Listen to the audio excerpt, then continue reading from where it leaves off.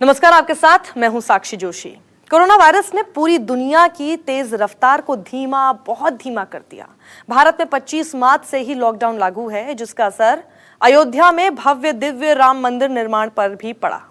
Lockdown में छूट के बाद अयोध्या में मंदिर निर्माण के लिए राम जन्मभूमि परिसर में जमीन को समतल करने का काम शुरू हुआ, तो खुदाई के दौरान कई मूर्तियां, प्राचीन शिला, पत्थर और एक 5 फीट का विशालकाय शिवलिंग मिला। 11 मई से ही मंदिर परिसर में जमीन को समतल करने का काम चल रहा है।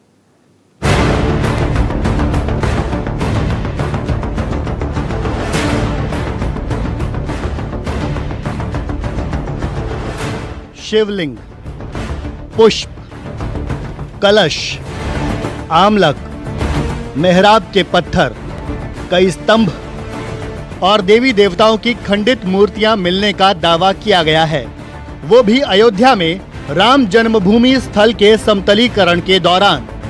आखिर इतनी विशालकाय शिवलिंग नुमा आकृति कहां से आई? जमीन में दबे ये स्तंभ क्या इशारा कर रहे हैं?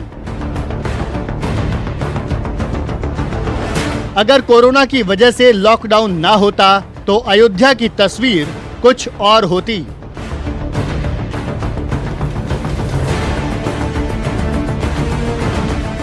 अगर लॉकडाउन ना होता तो भव्य दिव्य राम मंदिर की दिशा में काम और आगे बढ़ा होता।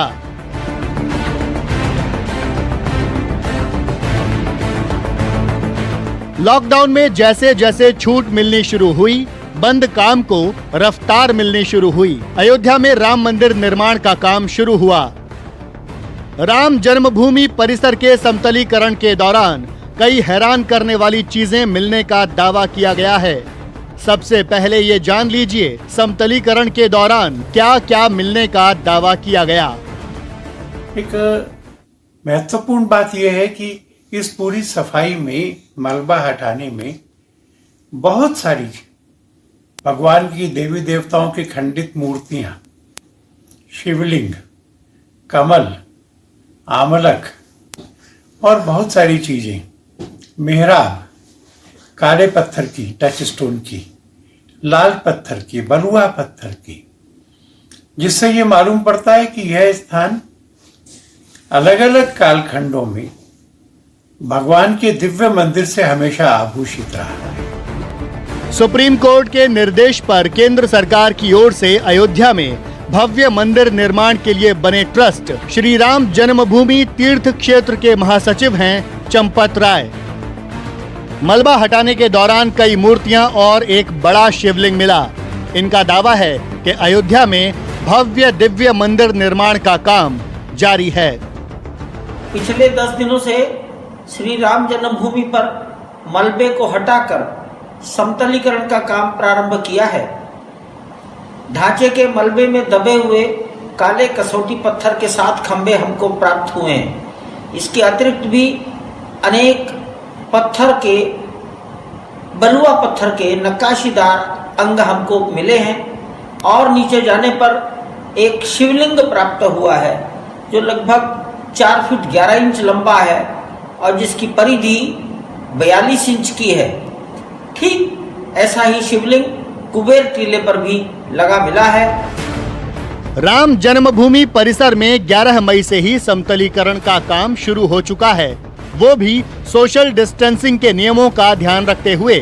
समतल करने के बाद ही मंदिर निर्माण का काम शुरू होगा। अब वीएचपी जमीन के नीचे मिली देवी देवताओं की खंडित मूर्तियों और स्तंभों के मायने तलाश रही है। मूर्तियां खंडित हैं, इससे यह भी मालूम पड़ा है कि वो विदेशी आक्रांताओं की बर्बरता का, मदान्धता का और धार्मिक कट्टरवाद का शिकार हुआ है। इन सब कलाकृतियों को संभाल के रखा गया है। इनकी प्रॉपर इंडेक्सिंग वगैरह करके इसको सुरक्षित करेंगे। और मैं समझता हूं कि जो लोग आर्कियोलॉजिकल सर्वे ऑफ इंडिया की रिपोर्ट पर भी प्रश्न चिन्ह उठा रहे थे, वो भी सूर्य के प्रकाश की भांति स्पष्ट इन प्रमाणों से अब कन्विंस हुए होंगे। मिट्टी में दबी इन पुरातात्विक चीजों को ट्रस्ट द्वारा संरक्षित किए जाने की भी योजना बनाई जा रही है। कोरोना का असर अयोध्या में भव्य दिव्य मंदिर निर्माण पर भी पड़ा। अगर 25 मार्च से ही लॉकडाउन ना होता तो शायद काम काफी आगे बढ़ गया होता, लेकिन देर से ही सही अब मंदिर निर्माण का काम आगे बढ़ने से अयोध्या के साधु संतों के चेहरों पर नई चमक आ गई है कि हाँ, सब सद्भावना प्रेम बना है पूरे अयोध्या में। सब संत महंत सब एक हो गए हैं। सब राम जी के लिए हमेशा मंदिर बनाने के लिए तैयार हो चुके।